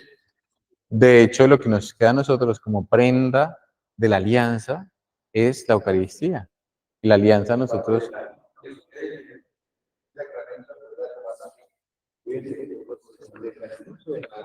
sí. Acuérdense que cuando empezamos dijimos, ahí vamos a hablar de 3 momentos donde se dice que está instituido el matrimonio. Y dijimos que uno era la Eucaristía. Lo primero que leímos, 1 Corintios, ¿no? Estamos hablando de la Eucaristía. ¿Pero por qué hablamos de la Eucaristía si estamos hablando de matrimonio? Porque es que la Eucaristía es signo de una sola carne. Comulgo y la carne de Cristo y la mía se hacen una. La sangre de Cristo y la mía son una sola. Una sola carne. El matrimonio. De alguna manera, de Cristo con su iglesia. ¿Cierto? Muy bien. Bueno, muy bien. Efesios 5, Pablo, pasamos a Pablo, ¿no? En esta historia de redención. Pablo, porque es que si no, no vamos a alcanzar. Pablo, entonces el misterio del sacramento, ¿no? Acuérdense este texto tan difícil que hablábamos de Efesios 5, el hombre querrá a su mujer como Cristo ama a su y la esposa será dócil a su esposo y tal, entonces que genera esta, y nosotros también cagados del susto, en lugar de explicarlo, salimos corriendo. Pues no, ya espero que después de este curso nos venga a nosotros pues toda la inspiración y toda la alegría de explicar la maravillosa realidad que hay detrás de Efesios 5 y de lo que dice Pablo, que no es la esclavitud de la esposa o algo así, y ni tampoco pues la exaltación del esposo a que es lo último, la última Coca-Cola del desierto, sino la realidad esponsal que hay detrás, ¿no? Entonces, pues Cristo que ha encarnado, para Pablo que ha encarnado, el tema de la encarnación es lo que explota a Pablo, ¿no? El tema de la encarnación, de descubrir que realmente Cristo, Dios se encarnó y que por medio de su dolor pasó la salvación, es una locura, ¿no? Y la iglesia es el cuerpo de Cristo.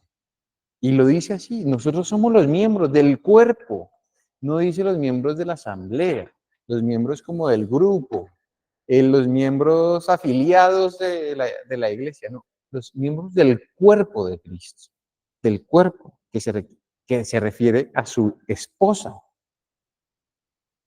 El cuerpo de Cristo es su esposa, son una sola carne.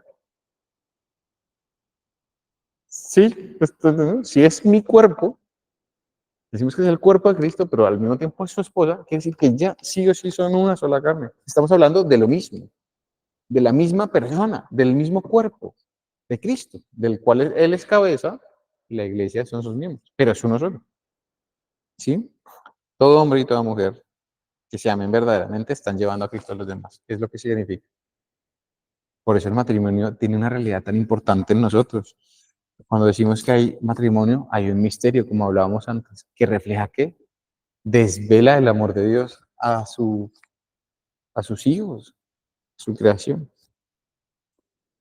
Y por eso no se le podría pedir a un matrimonio que se ame como Dios ama a su iglesia, si no tiene a Dios. Y por eso nosotros hablamos de sacramento, de la gracia. Y por eso no es lo mismo que un matrimonio otro, civil o de unión de lo que sea, con lo que sea. No, no puede ser lo mismo. Está unido sí o sí a la Eucaristía y al bautismo, porque se da en los hijos de Dios. Por eso podemos hablar también un poco como de esa relación con los otros sacramentos, ¿no? Hay una relación con... Ay, pero bueno, me falta una cosa que me parece muy bonito decir antes de pasar los sacramentos. Y es que en Pablo, en la primera de Corintios 13, que todos conocemos de toda la vida, se leen todos los matrimonios, además la leemos y nos vuelve a emocionar porque es divino, la verdad. Lo voy a leer porque es emocionante, ¿no? Dice Juan Pablo, no, San Pablo, aspiren a los carismas superiores y aún les voy a mostrar un camino más excelente. Aunque hable las lenguas de los hombres y de los ángeles, si no tengo amor, soy como bronce que resuena o címbalo que retiñe. aunque tenga el don de profecía y conozca todos los misterios y toda la ciencia, aunque tenga plenitud de fe como para trasladar montañas, si no tengo amor, nada soy.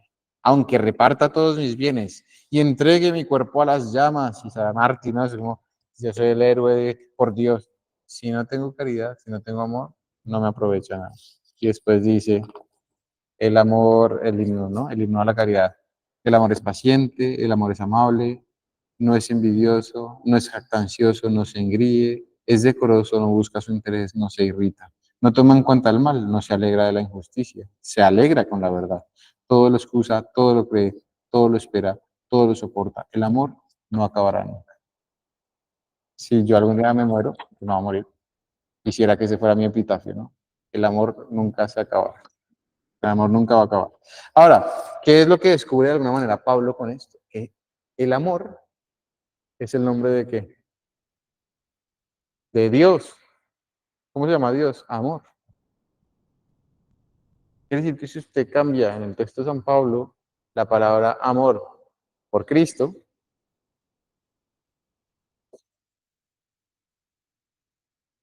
puedo decir esto, ¿no?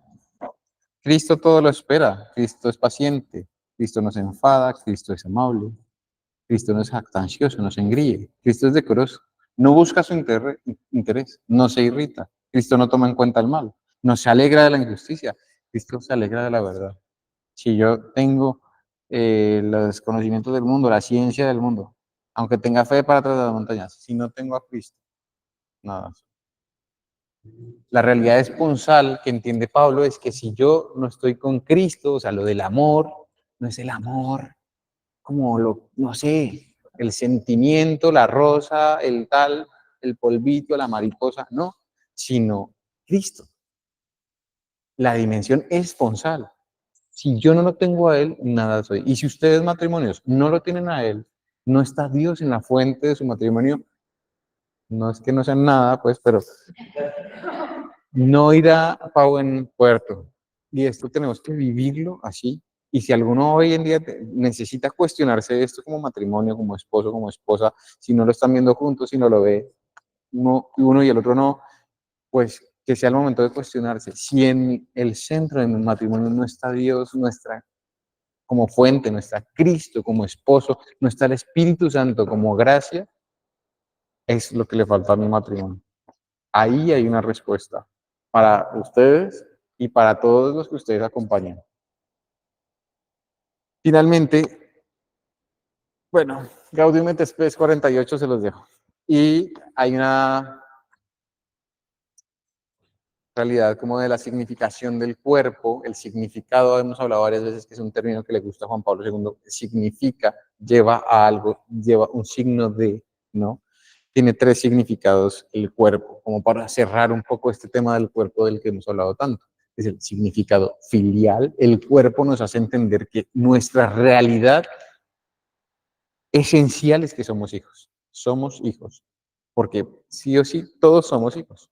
Y por lo tanto también esa realidad del cuerpo nos refleja, nos significa, nos lleva al signo de, a la realidad trascendente de que también somos hijos por el bautismo de Dios y por la creación de Dios, ¿no?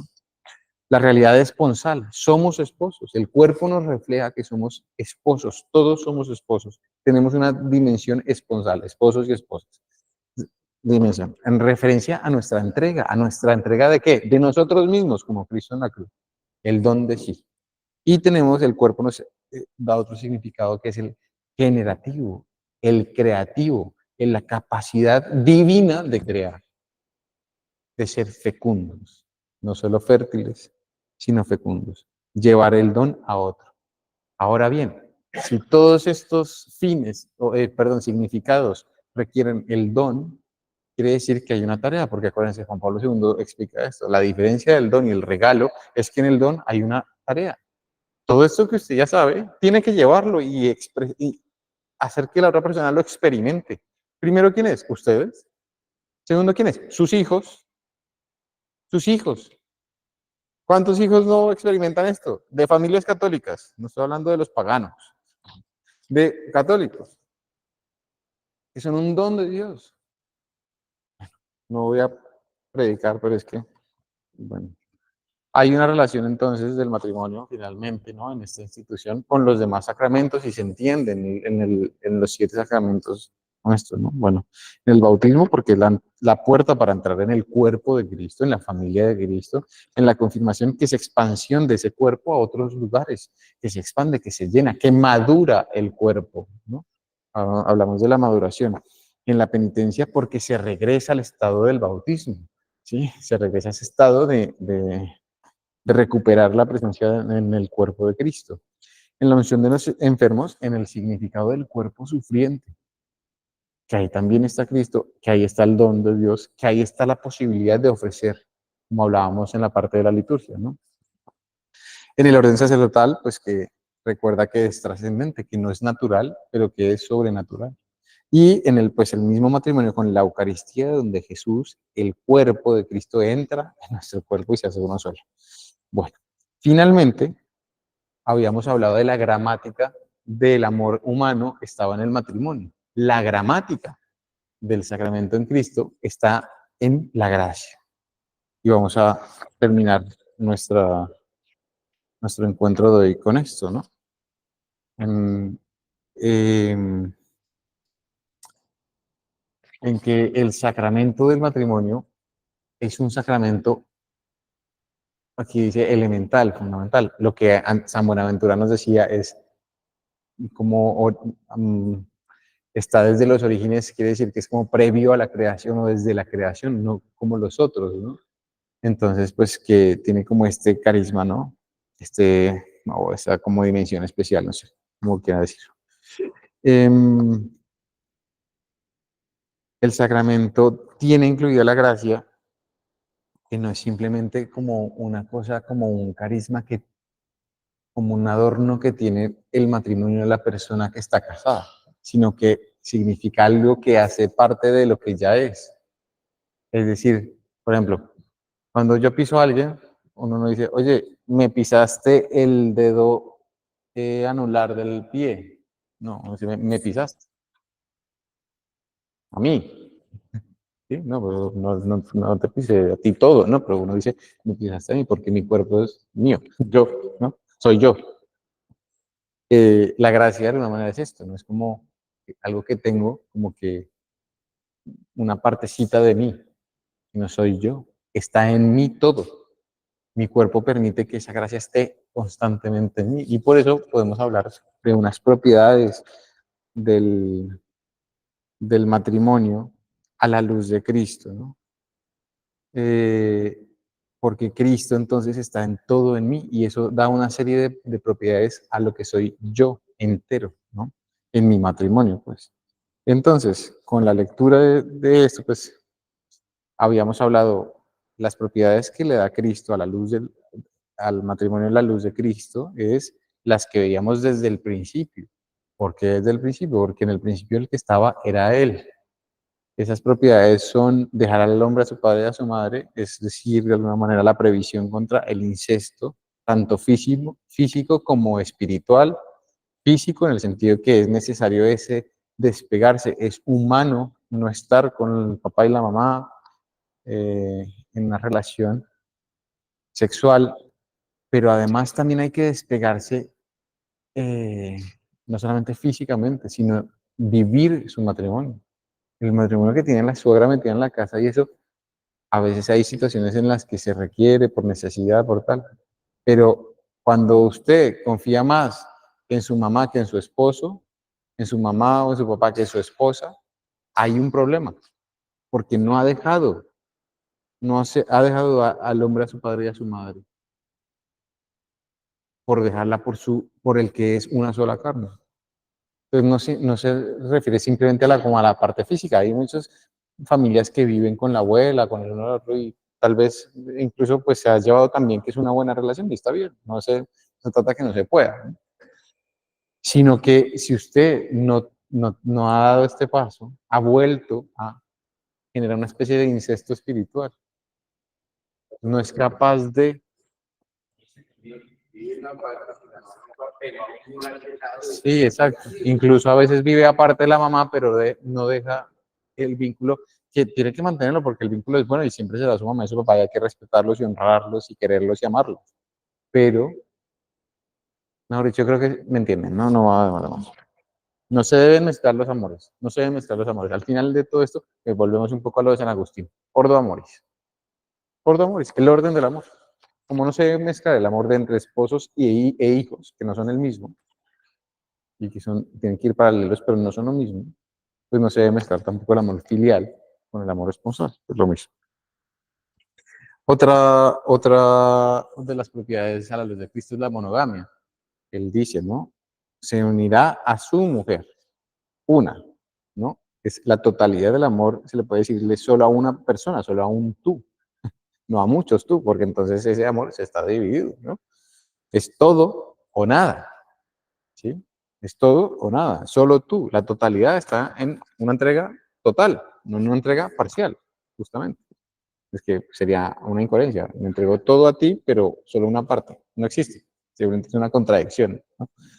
Entonces, solo tú es que a través de ti yo pueda encontrar esa santificación, decimos nosotros en católico, pero esa realización de todo lo que yo soy humanamente, para lo que he sido creado, la felicidad, la alegría, todo lo que soy. Bueno, eh, sí, bueno, me va a saltar esto un poquito. Bueno, el Antiguo Testamento de Euscaritas es, Benedicto XVI explica que el Antiguo Testamento es una especie de enseñanza para lo que significa eso, pedagógica para entender esto, justamente porque en muchas partes no lo hacían bien, ¿no? Y por eso Moisés permite lo del repudio, tal, y Cristo lo restaura, ¿no? O sea, explica cómo todo eso es un proceso para entenderse hoy en día bien. Ah, Dios mío, estamos retarde, ¿no? Bueno, y finalmente serás una sola carne, que es el para siempre. Una sola carne es para siempre. Fíjense que esto uno no lo piensa tanto como con el para siempre, con lo de una sola carne. Porque, por ejemplo, uno comulga y ahorita entendemos que comulgar es una sola carne y uno no está pensando, Dios en este momento me está renovando mi alianza de que me ama para siempre. Uno simplemente está diciendo, bueno, Dios está aquí conmigo, aquí, ahora en este ratico, pero no para siempre. Pero lo que significa eso es que realmente me está renovando mi alianza. Como cuando uno va y cumple 10 años de matrimonio, o 5 o lo que sea, y entonces dice, vamos a renovar nuestra alianza. Lo que hemos prometido sigue pasando y queremos que pase hasta el final. Pues es lo que pasa en cada vez que usted comulga. Es como ir, volver allá y pararse y decir, renuevo mi alianza de que Dios me está amando para siempre. Y yo lo que quiero hacer es responderle a su amor, ¿no? Bueno, y finalmente, déjenme terminar, con esto ya terminamos, las propiedades de la promesa, porque un para siempre requiere una promesa. Y la promesa en Juan Pablo II es otro término que es importante, porque la promesa es algo que puede hacer el ser humano, pero que de alguna manera, o sea, que no puede hacer nadie más. Un animal no promete, ¿no? Un perro no promete, es más, si usted deja alimentarlo y en la casa de al lado lo alimentan, se va. Por más que sea chévere y lo quiera, y incluso lo reconozca como su dueño y tenga cierto vínculo afectivo entre animales, ¿no? Pero el que le da la comida es a donde va, ¿sí? O el gato o el que sea, bueno. El, entonces la promesa tiene una cosa muy valiosa porque es la capacidad, es propia del ser humano, pero también al mismo tiempo es la capacidad de algo de lo que no tiene certeza. Yo te prometo toda la vida, pero realmente esa promesa uno promete sobre algo que no tiene. Toda la vida para adelante no es la vida que yo sé que voy a tener, no sé bien qué va a pasar, es sobre el futuro. No sé qué sentimientos tendré, no sé cómo me veré. Te entrego todo mi cuerpo, pero este cuerpo, que en 20 años no sé cómo sea. Mi promesa es de unas cosas que tengo y que no tengo, no sé cómo serán. Y eso también está en parte lo bonito. Es decir, es la promesa de lo que yo soy, lo que puedo ser, lo que seré y que aún así no, aunque desconozco, te lo doy. Es muy bonito. Ese es el todo de la promesa, ¿no? Por eso las propiedades de la promesa, de alguna manera, es la condición de que es la promesa filial, ¿no? De que mi promesa se sostiene en lo que yo soy esencialmente. Diríamos, yo soy un hijo, yo soy un hijo. Lo que lo que te prometo es esta historia que yo ya llevo hasta aquí.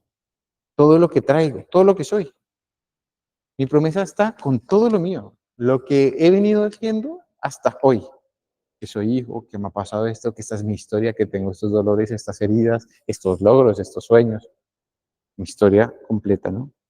Segundo, esa promesa también se realiza en una carne, ¿no? En una carne que no, que es esta la que yo tengo, que no es otra, que soy yo, ¿no? Prometer eh, y unirse sexualmente en esta promesa, sin prometer un para siempre, dice Juan Pablo II, es mentir con el cuerpo. Es chistoso porque uno no piensa esto, uno miente con la palabra, ¿no? Uno puede decir como, no sé, como miento con los ojos, ¿no? O más bien que por los ojos puedo ver si me mentiste o no. Pero uno miente es como con la palabra, dice mentiras con la voz o con lo... Pero con el cuerpo. Claro, cuando yo me uno sexualmente a una persona que no le prometo el para siempre, es con mi cuerpo, con mi ser, es decir, soy yo el que soy una mentira para el otro, ¿no? Bueno, una promesa que está unida al perdón. ¿Por qué? Porque reconoce que no todo lo tiene ya, que esta historia no ha acabado, lo que hablábamos antes, va madurando, es un proceso, y que en este proceso necesito tu perdón, y yo necesito perdonar, porque si yo no perdono, yo voy a dañar esta promesa, ¿no? Está unida sí o sí al perdón. No hay experiencia de promesa sin la experiencia del perdón. No puede haber una promesa de algo que ninguno de los dos tiene, porque la promesa no es solamente que es que yo te prometo algo que no tienes, sino tú también, ¿sí? Tú también me prometes eso. Entonces, tú también tienes que tener la capacidad de perdonar las cosas que no he sido capaz de hacer porque no sabía cómo hacer, porque nunca había experimentado, porque no tenía ni idea que iba a pasar este accidente, que no tenía ni idea que no sabría ser buen papá, no tenía ni idea cómo tener hijos, porque nunca había tenido. Sí, o sea, las promesas de todas las cosas que he prometido, pero que juntos tendremos que ayudarnos. Y sin la experiencia del perdón no podrá haber la experiencia de esa promesa, porque sí o sí todas las familias la embarramos. Todos. Yo ahora soy, yo digo la embarramos porque como ahora soy papá de mis hijos del seminario, no tengo hijos, sino, esto me toca explicarlo.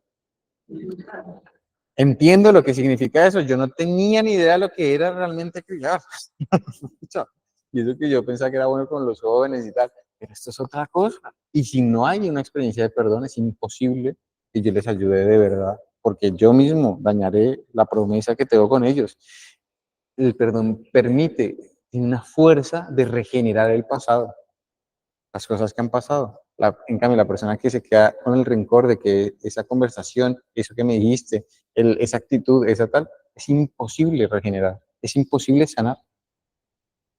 Sin el perdón no puede haber promesa. Pues finalmente nos quedan dos, tres.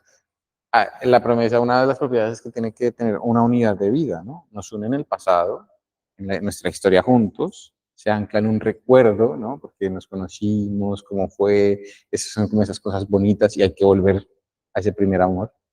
Pero también cuenta con un futuro, ¿no? Ese futuro que nos prometemos. Sin embargo, la promesa se cumple en el presente. La promesa va cumpliéndose en la medida que es el hoy, el ahora, ¿no? Ahora mismo es donde pasa esa promesa, ¿no? Y la verdad es unidad. La verdad es cada familia. El matrimonio, es verdad, dice aquí Sebas también para los que nos oyen, que esa unidad de vida también se explica en la dar esa vida, ¿no? Ese tiempo. En Cristo tienes una de las propiedades de la promesa, porque Cristo es el que le permite a uno, de hecho, prometer lo que uno no puede hacer, lo que para él no es imposible y para uno sí, ¿no? Y esto pues definitivamente es como lo más cristiano, ¿no? El que ha sido fiel siempre, el que siempre ha mantenido la alianza, el que siempre ha cumplido, el que siempre ha amado, el que dio la vida, el que dio totalmente su vida, el que nos enseña cómo es, pues es el que tiene que estar sí o sí, ¿vale? Entre cristianos vale más la santidad del sacramento que la fecundidad del vientre, dice San Agustín, porque el sacramento es donde está Cristo. Es lo que permite que realmente sea fecundo. Sin Cristo solamente hay fertilidad. No solamente, pero es un poco como lo que San Agustín quiere decir. La fertilidad sola no es lo que hace que sea un sacramento. La unión solamente de dos cuerpos o de dos personas que se quieren no es lo que se hace, es Cristo lo que hace que esa promesa sea sacramento. Y finalmente es indisoluble. Ni siquiera la iglesia lo puede dividir. Fíjense esto, ni siquiera la iglesia lo puede dividir, es indisoluble, ¿no? Hay dispensas que hacen que haya nulidad, que significa que nunca existe, pero no, si hay un matrimonio no se puede fusionar. Entonces, bueno, con esto terminamos un poco lo que sería eso. Digamos que ahí en los apuntes encontraron también lo que es eh, como la parte un poco más técnica de lo que es el sacramento dentro de la iglesia, ¿no? ¿Cuál es la materia? ¿Cuál es la forma? ¿Quiénes son los ministros? Todo esto, ¿no? No nos da más el tiempo, pero yo creo que esto ya lo han visto varias veces. Además, ustedes se casaron, entonces, pues, lo tendrán más o menos presente, ¿no? Espero que ustedes son los ministros de su matrimonio, no el cura, ¿no? Que está con el consentimiento, ¿no? Y en la consumación, la validez de su matrimonio, ¿no? Que tiene que ser libre, que tiene que ser esas cosas que ustedes hicieron en el curso prematrimonial y que se juraron en su matrimonio, eso. Así que, pues nada, muchas gracias. Creo que hoy terminamos este gran bloque general del matrimonio de la teología. Quedará la teología del cuerpo, que ya veremos cómo vamos a hacer, si voy a hacer yo, o va a hacer alguien más, o cómo hacemos para darle cierre a este tema. Pero lo del matrimonio, que creo que es muy importante y ha sido lo más bonito del curso, pues ya lo cerramos. Así que muchas gracias a todos y bueno, que descansen. Buenas noches. Dios los bendiga.